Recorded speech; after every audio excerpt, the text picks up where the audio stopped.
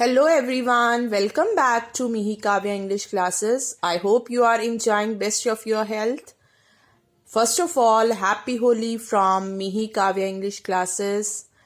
Guys, in previous video I explained you modal verbs and its types and some of the modal verbs.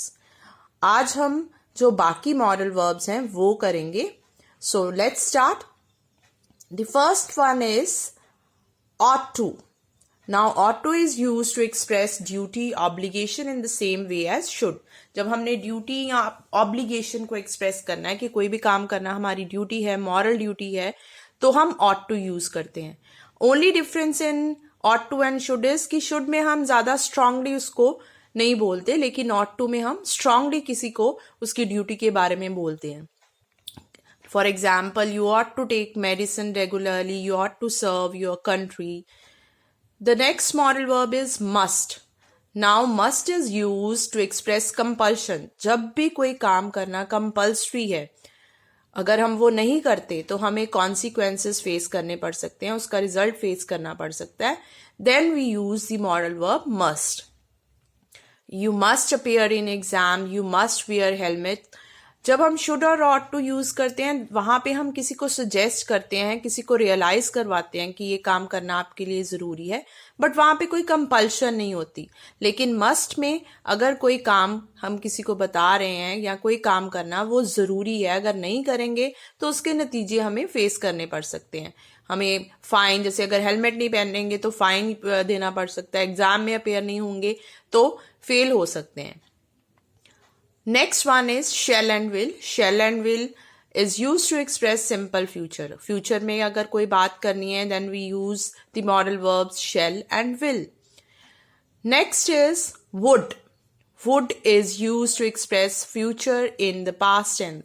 जब हम past tense में future की बात करते हैं, कोई भी past में बीते समय में कोई बात करें कि future में ऐसा होगा या ऐसा होना था, तब हम यूज करते हैं would. For example, she told me that he would go.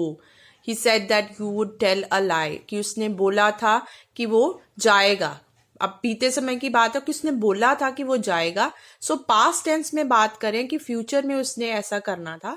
So तब हम क्या यूज करते हैं, जब future में बात करनी हो, past tense में बात करनी है कि future में ऐसा होगा, तो तब हम यूज करते हैं would. Would is also used to express a wish. Like for example, would that I were rich, would that I were the Prime Minister of India. जब हम कहते हैं काश ऐसा हो, काश वैसा हो, काश मैं अमीर होता, काश मैं इंडिया का प्राइम मिनिस्टर होता, सो विश को एक्सप्रेस करने के लिए भी हम would यूज करते हैं.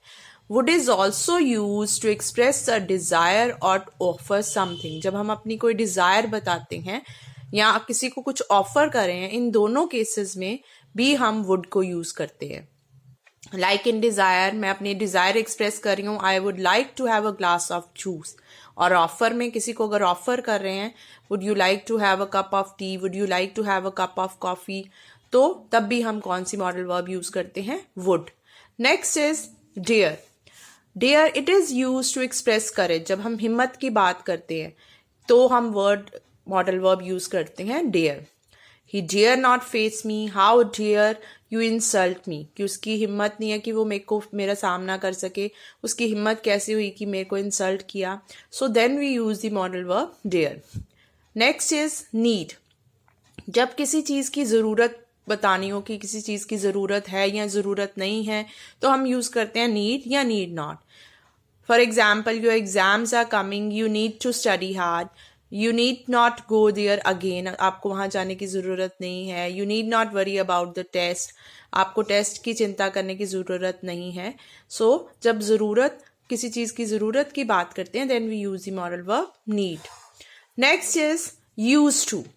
Used to is used to express a habit in the past. जब हम बीते समय में कुछ हमारी जो कुछ आदतें थी, जो हम कुछ करते थे बीते समय में, वो बतानी हो, then we use the modal verb used to.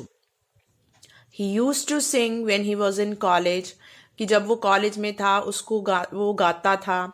As a child she used to love dolls. कि जब वो बच्चा था तो उसको बहुत ज़्यादा उसको डॉल्स पसंद थी. सो जब हम बीते समय की बात करते हैं कि बीते समय में मेरी ये हैबिट्स थी, मेरी ये आदतें थी, then we use the modal verb used to.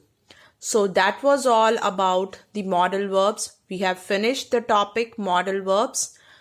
So I hope you have liked my video and you have understood all the modal verbs. So please do like and subscribe my channel and don't forget to press the bell icon ताकि आपको मेरी आने वाली grammar videos की notifications मिलती रहें। और इसके बाद हम इसके रिलेटेड मॉडल वर्ब से रिलेटेड अपनी नेक्स्ट वीडियो में कुछ एक्सरसाइजेस करेंगे ताकि आपको इन मॉडल वर्ब्स को उन एक्सरसाइज में हम कैसे इनको यूज करते हैं वो भी आ सके।